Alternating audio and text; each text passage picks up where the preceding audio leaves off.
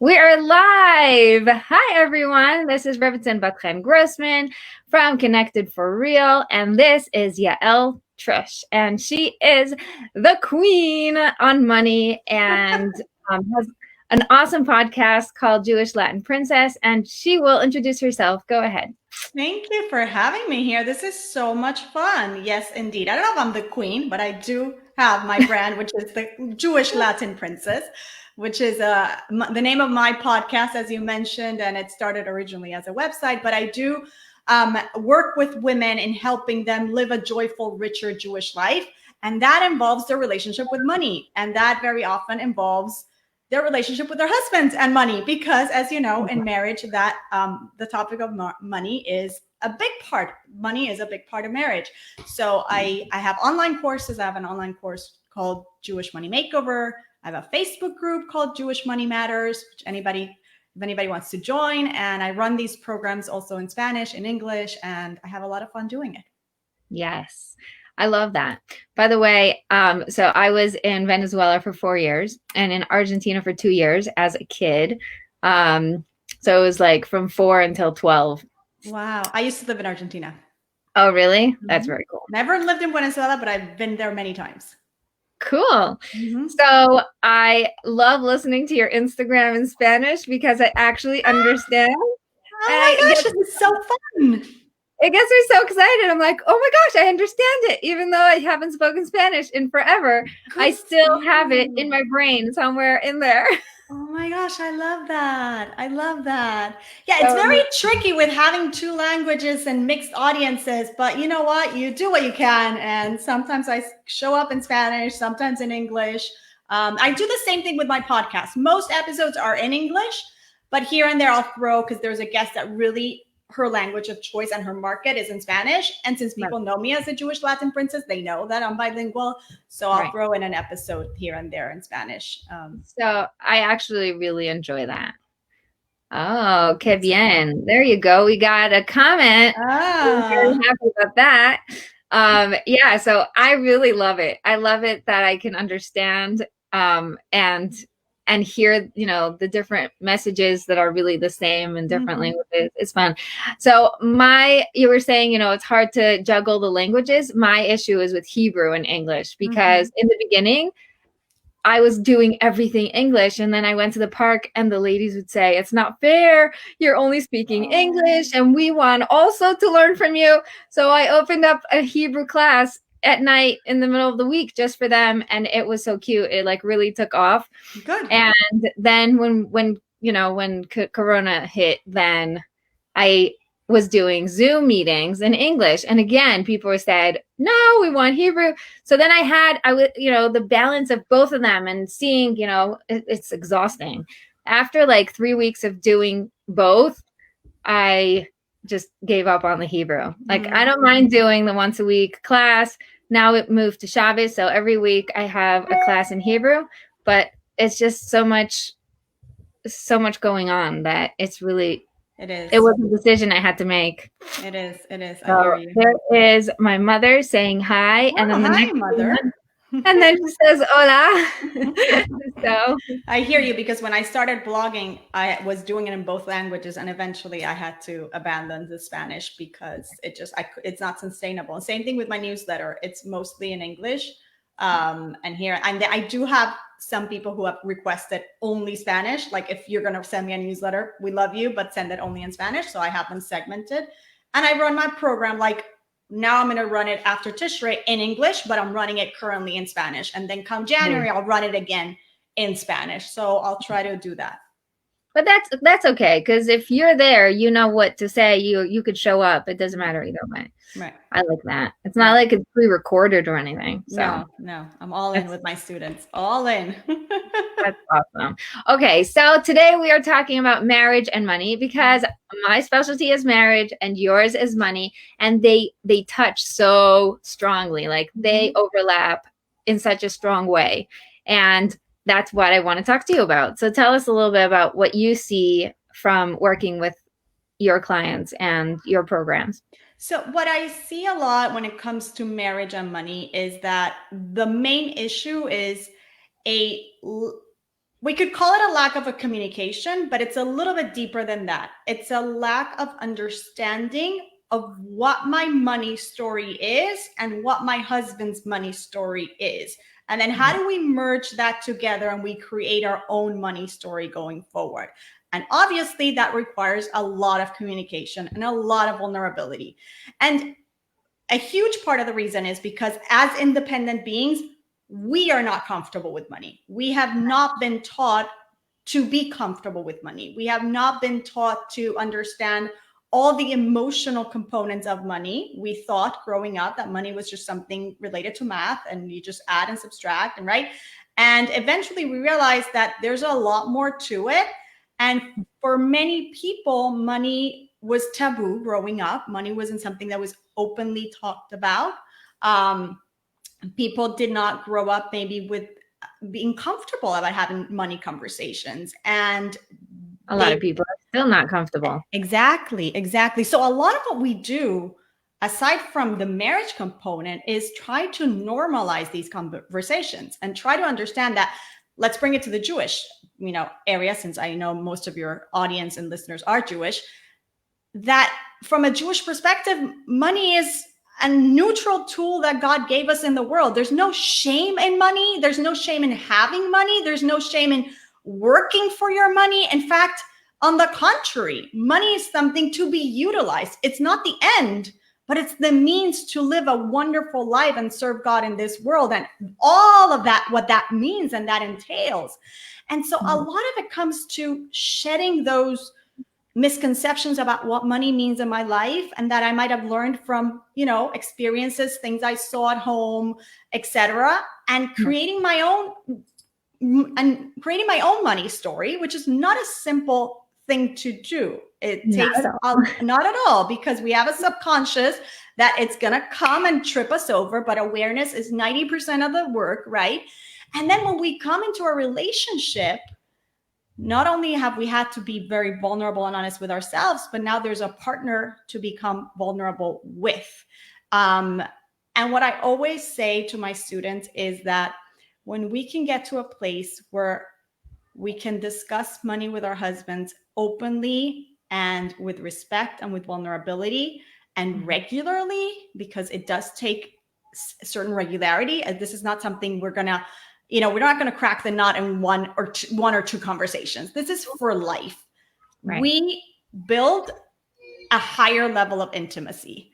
And as you and I know, in Judaism, marriage is the epicenter of everything. Marriage is the center. A Jewish home is the center of Jewish life, right? So that relationship between husband and wife is the most important thing. And the goal in so many of the mitzvot, I guess, that are related to marriage, it has to do with creating intimacy between that couple, creating a deep, deep connection. And very often, marriage is an area where we don't connect with our husbands. And it's like we're leaving so much on the table. There's so much depth we can achieve as human beings in that relationship when we can actually connect with one another in this very intimate part of our lives, which is our relationship with money. And create those goals together and everything that it entails.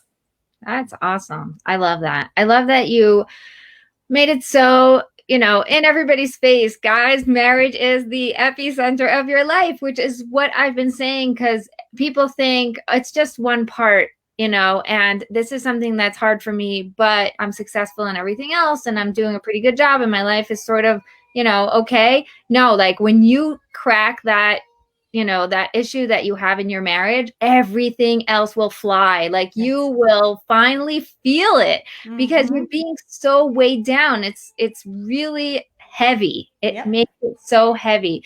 And, that's one of the things that women see when we work on marriage and I do a little bit of parenting, whatever comes up, and then suddenly they're totally unrelated business or unrelated Keilu starts flourishing because they're finally free to be present, to be creative and to find solutions. And to just have support system, you know, a support partner, and it changes the whole game. Everything. And it's amazing. It's just amazing.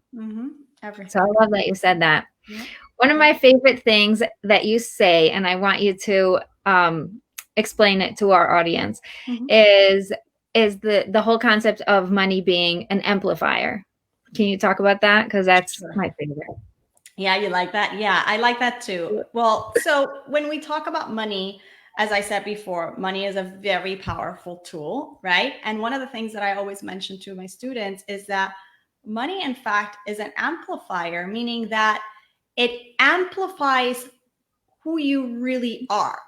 Meaning, if you're a generous person, you'll be more generous when you have money. If a person is a stingy person by nature, you'll be more stingy if you have money. If you're a very creative person, you'll be more creative, because what it is we're talking about impact.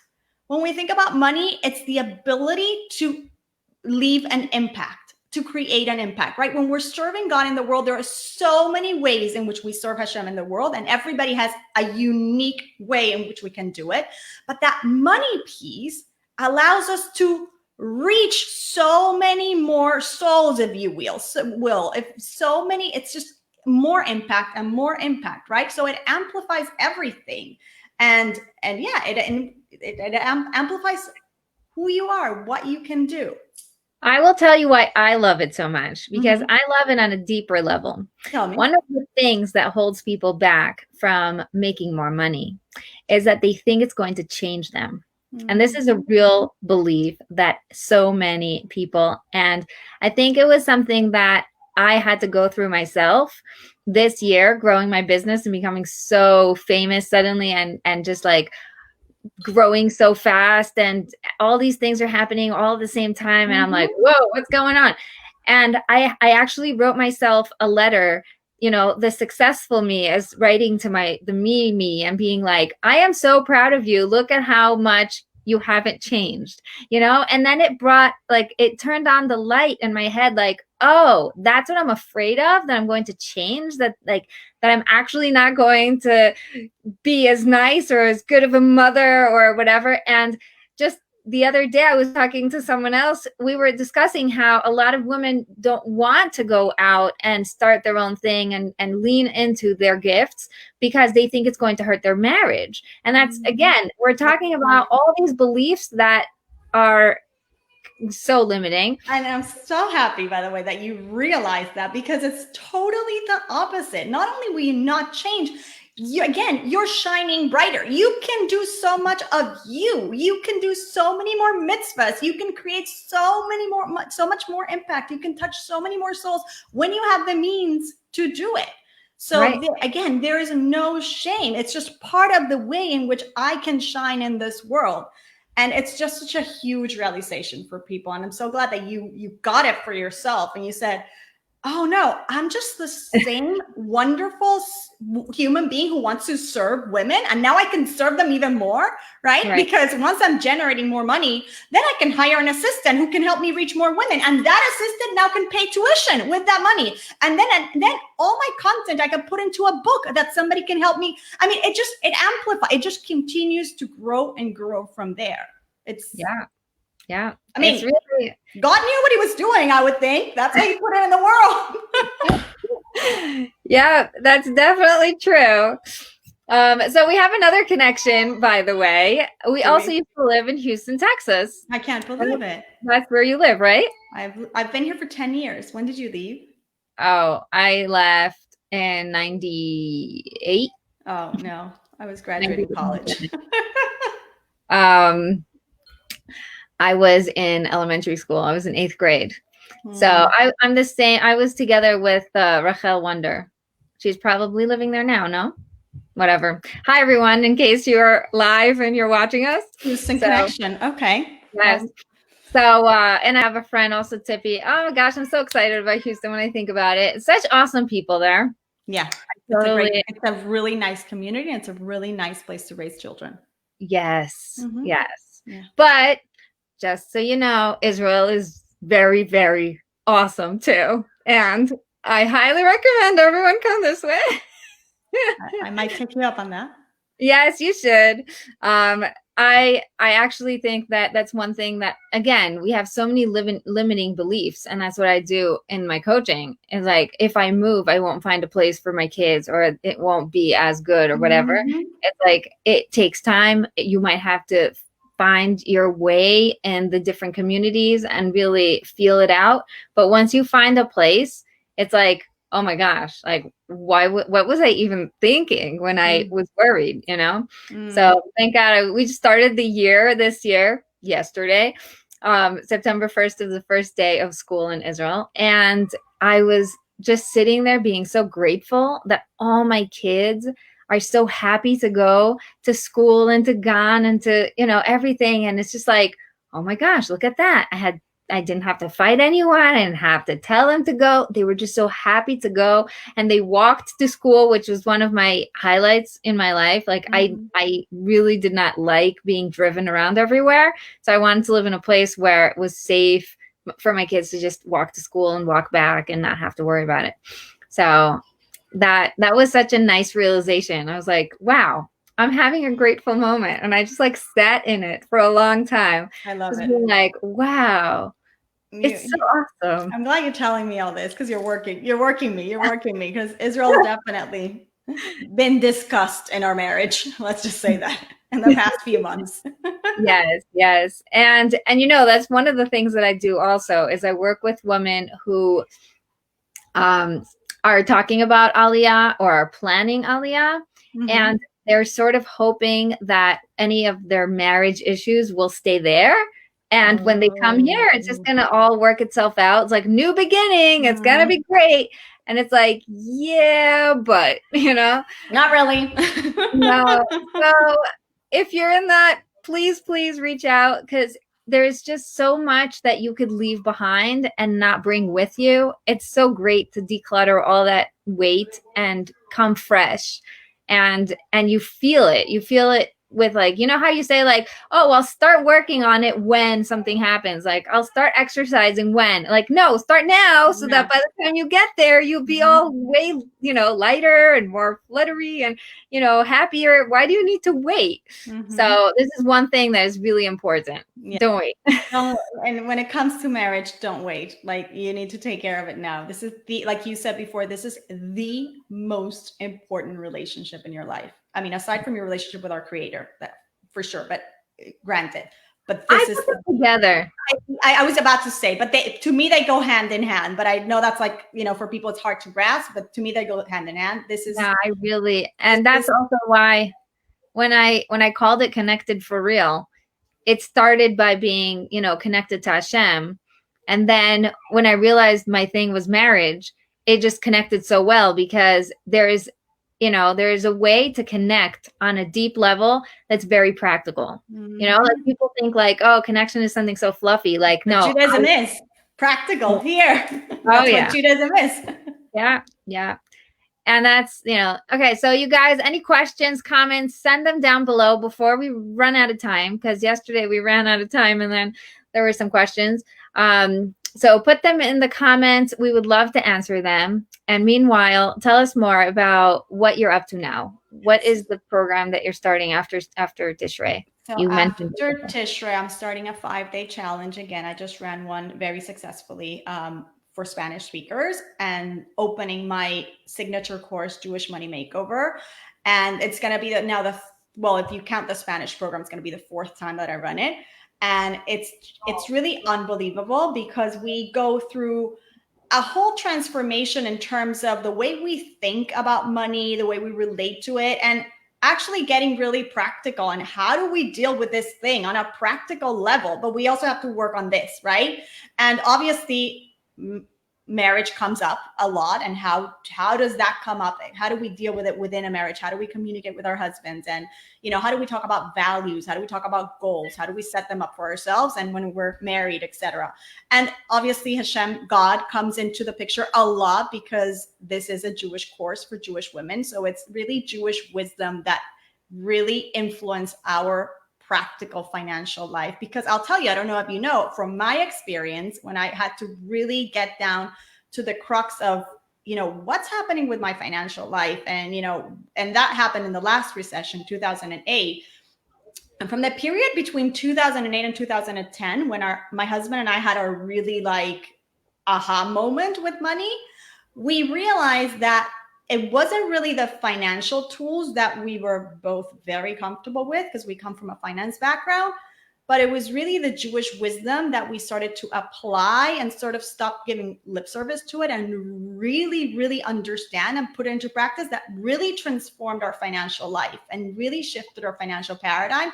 And it also changed our marriage. It really, really has affected our marriage in a very beautiful, positive way. So all of that is coming up. And I also have, for anybody who's interested in starting money dates, regular money dates with your spouse, where you can start becoming vulnerable and talking about money, and you kind of need to know, well, how do I do it? I have like a guide that walks you through the things that you should discuss, like seven, but you'll stretch it out. It'll give you enough material to really cover a year worth of money days. And you could do it even for yourself and then kind of start sharing this with your husband. But anybody who's watching can find that at jewishlastinprincess.com/money date.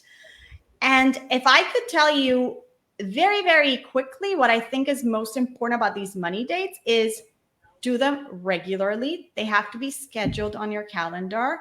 And the objective is that you have alone time with your husband where you're actually going to look at your finances, the big stuff and the small stuff, right? And you're actually going to decide who takes care of what, and what do I think about this, and what were my experiences as a child, everything that comes with with money. And that's a lot. That's why I put a guide for people to really be able to, okay, let me understand how I do this. But regularity is very important.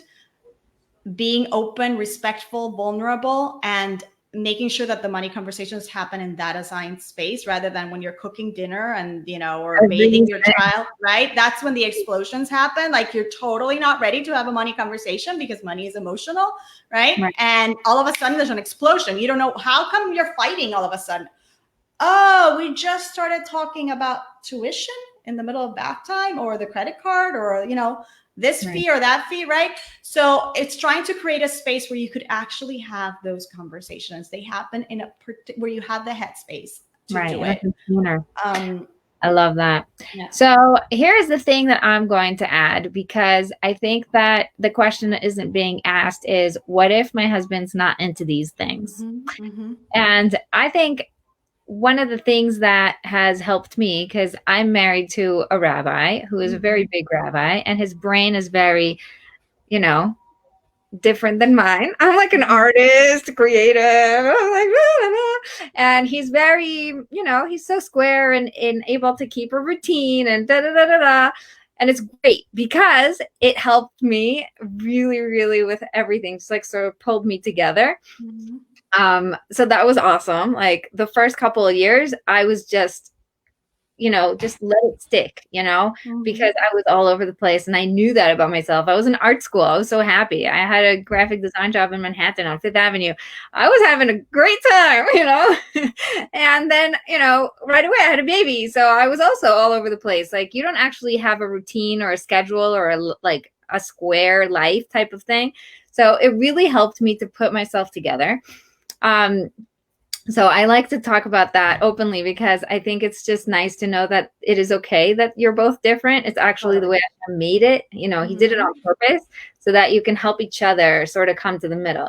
He pulls me and I pull him, and we sort of help each other. And we're not doing it by force. We're not pulling, but we're just sort of like the dust sort of gets on you and it rubs off. So it's great.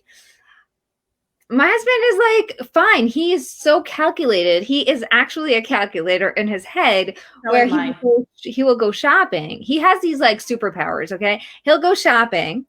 He won't look at prices or anything. He'll just grab the things he needs. And then he tells the cashier it's going to come out to 190 shekels. And then she's like, do. And it's like 189, And it's like, how did you do that? So he has such an ability to calculate amounts and money and like even food. This will fit into that box, and it fits perfectly to like the rim. How? Anyway, it's just amazing. But because he's so calculated and so able to keep everything in his head, then nothing is on paper. So like I have no idea what is in his head. Mm-hmm. So I've tried a couple of times throughout our lives to just like sit him down. Come on, tell me what's going on. Tell me how to this, tell me how to that. And eventually I was like, you know what? I don't need to have these conversations. If you're happy with it and I don't mind, you know, fine, whatever. I'll do it myself. And so I sat myself down and did the whole, you know, the budgeting, and I plugged in all the numbers, and I wanted to see for myself how things were going. And it was so much fun. It was like, I felt like it was my game, and I didn't have to involve him for me to feel good about it. Mm-hmm. And I think that's something that's really important, because a lot of women feel this way. They feel like they can't pull their husband into it. I can't change him. I can't fix him. I can't force him. I can't nudge him. It's not working. And so you don't have to. Yeah, instead of saying it's supposed to be this way, just come to peace with it. Just be happy and be like, okay, it's my thing. I want it, so I'm going to do it. Yeah. Yeah. So, and one of the things that there's this syndrome of Prince Charming is coming, and he's going to take care of my financial life, and the husband's supposed to do that.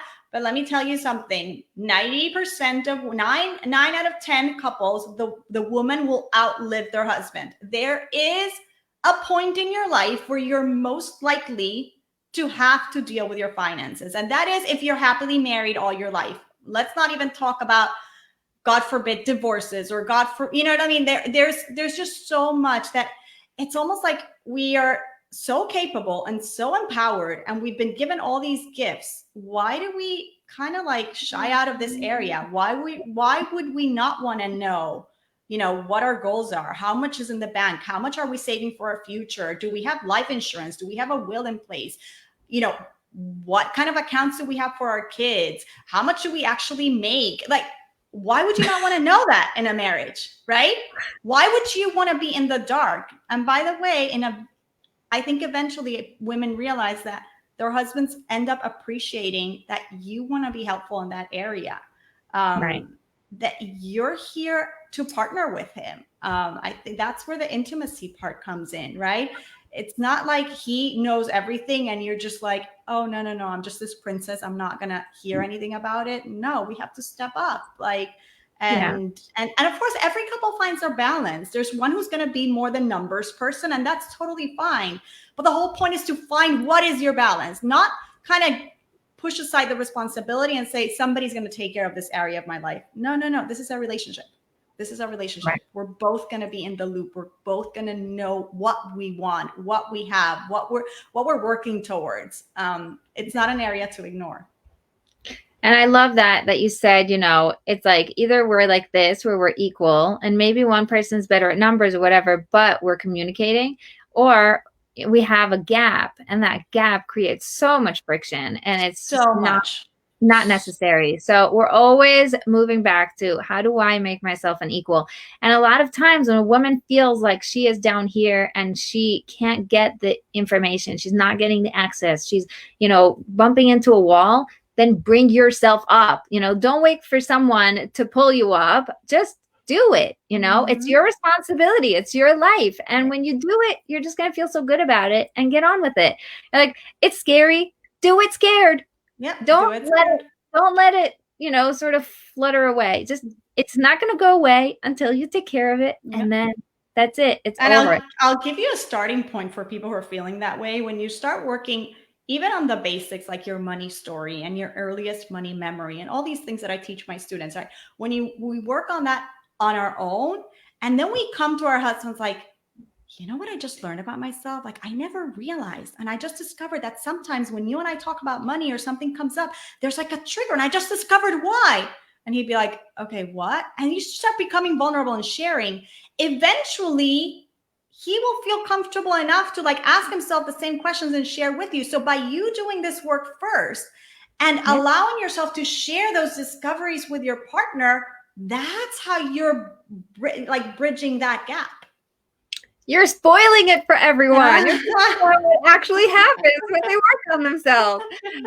Yes, I agree 100%. When you work on yourself, it will automatically open up doors that you had closed yourself, you know, because we get into that. Yesterday was Leora Mendel. We spoke about loops and how you're in a loop and in a loop and in a loop. And just all you need to do is break that loop and make a change. And so it's very hard to make a change by forcing yourself to feel a certain way or by forcing yourself to act a certain way without working on, you know, what's behind the scenes. But when you work on that and the beliefs and on what's going on behind the scenes, you are able to just react completely differently without trying. And that's where the magic is. It's like, listen, I'm having so much fun. I just realized this and that. And actually, my husband and I went on a walk one Shabbos and we started talking, and we had such a great walk. We're walking back and forth, and I'm telling him all these things that I'm learning with my coach and this and that. And he's like, wow, I never thought about that. It's so fun to hear that. It's so fun because it means that we're actually talking. We're actually having conversations that are adult level, you know, not just like who's going to take the kids from school and what's going to be for dinner and da, da, da. You know, it's so technical. A lot of marriage turns into technicalities because that's just how it is. That's why I love that you bring in the date and the putting time aside for it. It's just like, we have time and that's it. That's it. And like you said, and I always say this, it raises the level of the conversation. You just said it. We talk like adults. When you and your spouse are talking about how you envision your child's bar mitzvah and what would that really look like, those are really meaningful conversations. Instead of going by default, I'm just going to press the button and do it like my neighbor did, right? Because that's just the way it is. But when you go deep and you think, how do I really, really want it from my soul? Or how do I envision my kids' weddings? And how much money do I really want to spend on that? Would I rather give them for a down payment on a home? But like, these are high level conversations. How do we see retirement? How do we foresee a move? What are our goals? What's our vision for the future? And how much money will that entail? And how do we make that happen? That's connection. Yes. That's intimacy. It's a higher level. It's not about the sandwiches and did you get the Ziploc bags on sale? No. Right. We're raising the bar here. And that's another thing that I really love is when you put the focus on the beliefs and the stories and the things that are happening behind the scenes.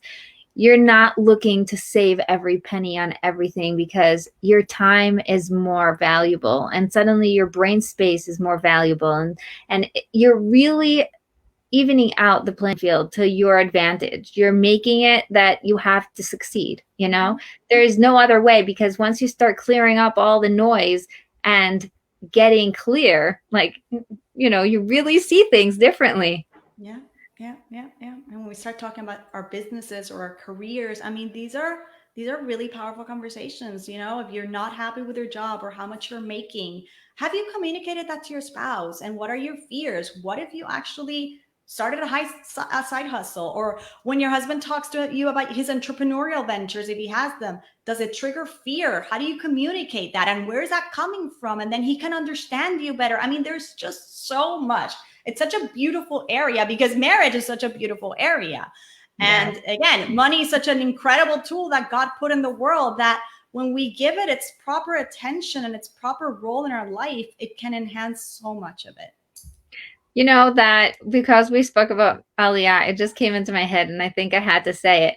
When we decided to make Aliyah, we were very young. We already spoke about this when we were dating.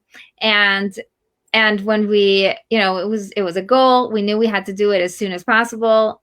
We had a baby and then we got this job in California. We were going to be a rabbi in a something, and it was going to pay us $70,000. It was going to be amazing. We were going to get all these students that were going to come for Shabbos. It was like the ideal job because my husband was a rabbi and I was, you know, daughter of a rabbi. This was my life.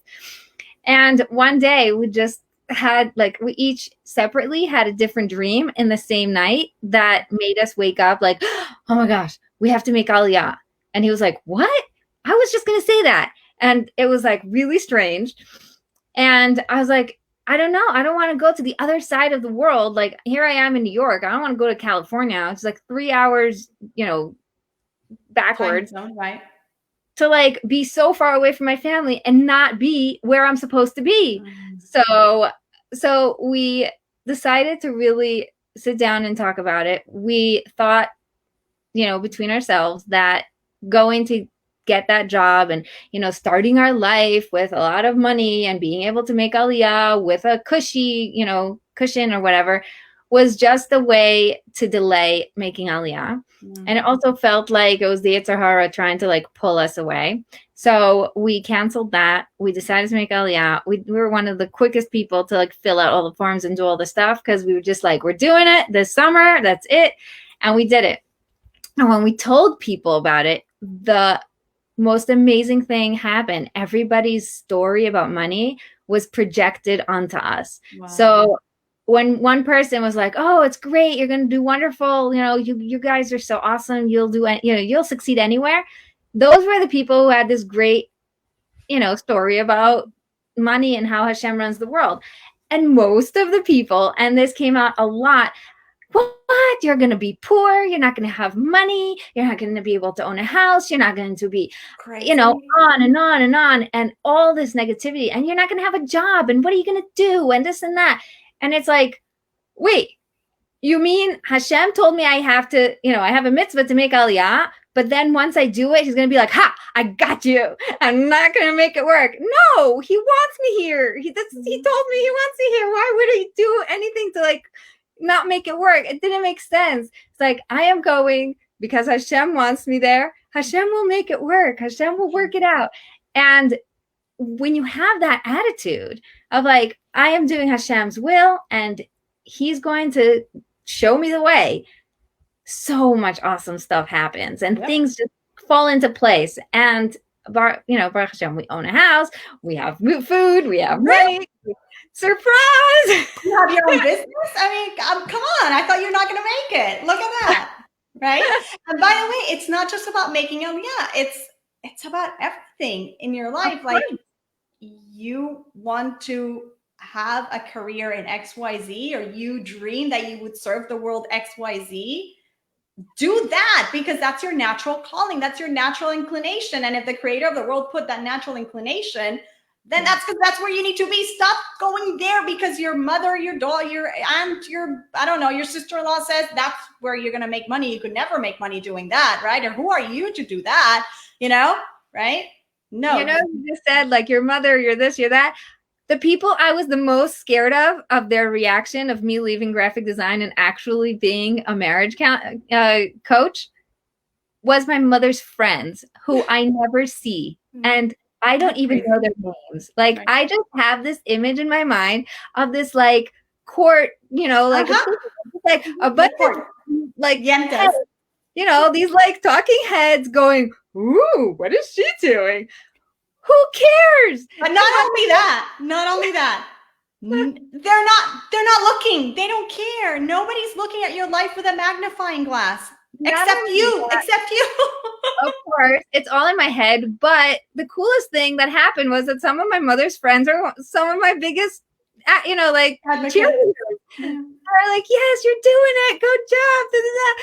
And I'm like, "Really? Wow, this is great." Because that's what the world needs. The world needs people who step up to who they really are, who are comfortable in their skin, who own their gifts. The world is so thirsty for that. It's called leadership. Like, wow. Right? And so we think they're not going to like it. But guess what? If we like it, if we know that that's the right thing, then let's worry about serving the people who are going to like it. And most likely, the majority, there's going to be like one or two people who are not going to like it. Well, okay.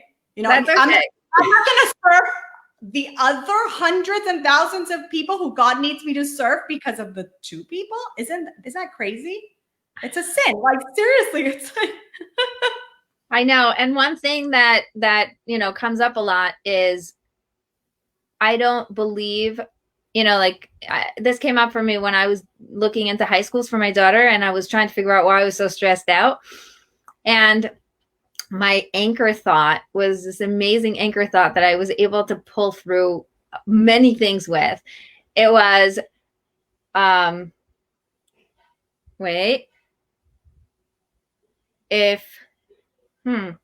was, I can't remember the exact words now because I'm like on the spot.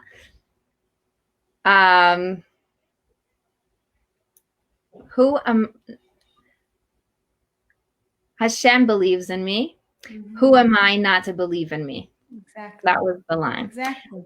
I love that. It just anchors me every time. Like, Hashem believes in me. He put me here. He gave me this daughter. He knows exactly what I'm doing. Like, who am I to question him? Exactly. You know, instead of thinking like, oh, you know, who am I to do this thing, whatever. No, who am I to question? Who am I to question? Who am I to not show up? Like, yeah, and what you said, we say it every morning. When we say Mode Ani and we say your faithfulness is great, like Rabba Emunasecha, oh, the creator of the world has faith in me. Like he literally has faith in me that I have something to accomplish today. That's why he's given me another day. Who am I not to show up for him? Like it's when we think like that, it just humbles you on the one hand, and it gives you also this huge sense of responsibility. Yes. Yeah. Yeah. I love that. That's a lot here. The money stuff, people think it's just the money. There is so much here. Oh, yeah. No, the truth is that in the beginning, I was like, why do I have to pick marriage? I could just help everyone with everything, you know, because it's like, here I am. But I realized that this is my favorite thing because it's where I see the most transformation, you know, where I see like we touch on marriage and then suddenly everything else ripples. And that's like, whoa, that's awesome. Yeah, you know, that makes me so happy. So then I picked marriage, and then I see it really doesn't matter because eventually it all comes down to what you believe and what the story is behind what is going on. And that's just it. That's all you have to do is just constantly question. Yep. Which you're friends with Hannah Mason? Yeah, she was my first guest on my list. Yeah, exactly. Which is exactly what Hannah Mason's work is based on. Exactly. And it's so funny because I was getting really known for working with Byron Katie's work. Like I actually do the work with my clients sometimes when that's the right tool. And I like teaching it to them because once they know how to use it, then they could use it themselves. Then somebody said to me, you have to get to know Hannah Mason because she also does the same thing. So that's how, like, you know, there was a shadchan and we met, and then it was like, oh, okay, yeah, we totally have to work together and like have a thing. So she was my first live, and that was the one that made me want to do it more. I was like, oh, she's come to speak with my students also because I just love her work so much. And it yesterday we had her, actually. It was so transformational. It was just great. That's amazing. That really is. Yeah. So it's just so much fun. Once I did the live with her, I'm like, this is awesome. We're doing lives from now on. Like, good for you. Good for you. Yeah, this is fun. This is a lot of fun. I love it. I get so excited because when I'm doing the YouTube videos, I'm just on my own in front of a camera and trying to say and edit and this and that. It's too much thinking. It's like, okay, you guys just ask your questions. Let's get it, you know. And then I also get to talk to people. Yeah, it's like me and the podcast. It's like my favorite thing. Well, you're a listener, so you could probably tell. Like I love my pod. I don't know what I don't know. If you don't have a whoever doesn't have a podcast, call me. I'll convince you to have a podcast. I'm actually trying to convince myself not to have one because I think that I need to like conserve my energy, you know? That's true. Like that too. I could probably take all these, you know, YouTube things that I do and transfer into a podcast, but whatever. It might come. Who knows? You know what? If you guys think I should do podcasts, then tell me down below. And if you want me to conserve my energy for you, then also tell me. It's something that is like, you know, shiny. How many years are you doing your podcast? It's going to come 4 years. Wait, 3.5 years. It was 3 years this February or 4 years this February? Oh, I don't know. It was 3 years this February. So it'll be 4 years next February. 2021 will be my 4th year. Yeah. Wow. Wow. You really got in on early. Yeah. I'm like the Bubby of Jewish podcasts. I did. I not early in the podcasting sense, but definitely in the Jewish world, yes. That's awesome. It also in the podcast sense, like most podcasts that I hear are around 3 years. Mm-hmm. So there was like a big move 3 years ago. And then now there's also a big thing because of COVID, and we're all online and whatever. So. Yes, and here we are.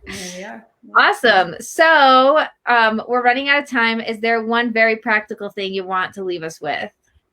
I want to leave you with, give yourself the opportunity to sit and pay attention to your money regularly, whether it be by yourself or with your husband. Explore not just the numbers. You have to look at the numbers, but explore your money story. Take care of what really is your relationship with money. Start writing a letter to money, for example, which is an exercise I do with my students. Yeah, it's a very powerful exercise. Download that guide, jewishlastinprincess.com/money date, and work on that on your own if you want to, but do it. Don't leave this relationship as something that one day somebody will take care of. No. Step up to it. You're going to discover so much about yourself. You're going to grow so much, and you're going to actually open yourself to receive God's blessings of abundance, because you're showing up. Oh, I could be a good manager of your resource, right? So God says, oh, you're actually showing up. I had a student who said, the week after I finished your course, and she was a very disciplined girl. She did all the homework, everything. She said, all of a sudden I got a job that's paying me $10,000 more. It's based in Israel, where I'm moving to. It's flexible time. It's like everything it's in the field that I wanted. And I said to her, you mean that God was waiting for you to show up? And she's like, yeah. Oh, you don't know what a podcast is? Here we have I don't know what a podcast is. A podcast is like a radio show, right? Is that what you would say? That is what it is. You find it on your phone. Where's my phone? On your phone, you just have a little podcast app, and you subscribe to podcasts, and they are free, and you listen on the go as you drive, as you do your exercises. And I always say the cool thing is, like, it's not like a WhatsApp little audio that people send a class on or whatever. It's like somebody calls you, the podcast is still there exactly where you left it. It's not going to drop or anything, you know. It's so awesome. I feel like the podcasts were my guides, you know. I picked up a bunch of different podcasts along the way, and I'm just so happy I did, because every time I need to hear something, Hashem sends it through a podcast. Like, I'll turn something on and start cleaning my kitchen, and then somebody will say exactly what I need to hear at exactly the right time. You know, like, I was really scared. I'm like, I don't know what to do, whatever. And then it was like, okay, do it scared. Just do it. And that was perfect timing. You're welcome. I love Nicole. Nicole is awesome. You just keep showing up. I'm so proud of you. Okay. So, thank you so much, Yael. I really enjoyed having you. I feel so like I have just reached a milestone. Okay. Having Yael on my show was like, woo! Oh, please stop. It's like, now I know I made it. Oh, well, that's very sweet, but you shouldn't. I'm so happy that we did that. I'm so happy that you're a podcast listener. You should have told me that. I never knew that you listened to my show. I'm like, oh, that's so great. So I didn't listen to every single one, but we have 133 to binge on.